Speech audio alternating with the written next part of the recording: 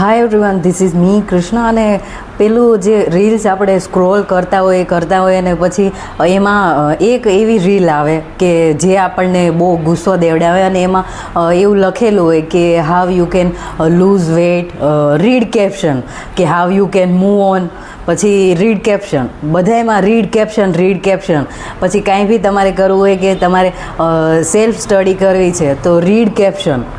તો I like કે ભાઈ હવે આવું રીડ કેપ્શન કરવાનું હોય ને 5 મિનિટવાળો એટલો એ મોટો પેરેગ્રાફ વાંચવાનો હોય અને સાચે ને એવામાં હું ઇન્ટરેસ્ટેડ હોઉં ને મારી જેવા જે બીજા લોકો છે એ બધું વાંચવામાં ઇન્ટરેસ્ટેડ હોત તો અત્યારે બહુ બધું જીવનમાં હોત મારી પાસે, બીજા જે લોકો છે એની પાસે.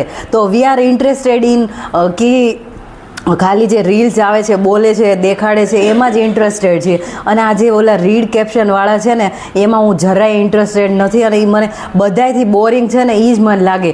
એમાં કાંઈ બી આમ મૂકી દેશે પછી કહેશે કે તમારે તમારા બોયફ્રેન્ડ છે એને વશમાં કરવો છે તો રીડ કેપ્શન, તમારે મૂવ ઓન કરવું છે, તમારે બ્રેકઅપમાંથી બહાર નીકળવું છે, લૂઝ વેઇટ કરવું છે. But yes I want to lose weight but I don't want to read that caption. वो बहुत लंबा होता है एंड भाई इतना मैंने पढ़ा होता तो अभी कितनी आगे होती मैं. तो यही बात बोलनी थी कि ये जो रीड कैप्शन वाले हैं ना वो बंद कर दो अपना. मुझे वो नहीं पसंद आता कि भाई रील्स देखने आते हैं तो गई ये जो 30 સેકન્ડની જે રીલ્સ છે એ જોવામાં જોર આવે છે, એમ થાય કે ભાઈ આ શું પંચાયત કરે છે. તો આ તો ભાઈ કે રીડ કેપ્શનવાળું એટલું પાછું પેરેગ્રાફ લખેલો હોય તો એટલું કોણ વાંચે? એટલે પ્લીઝ યાર આ બધું નથી ગમતું મને. બાય.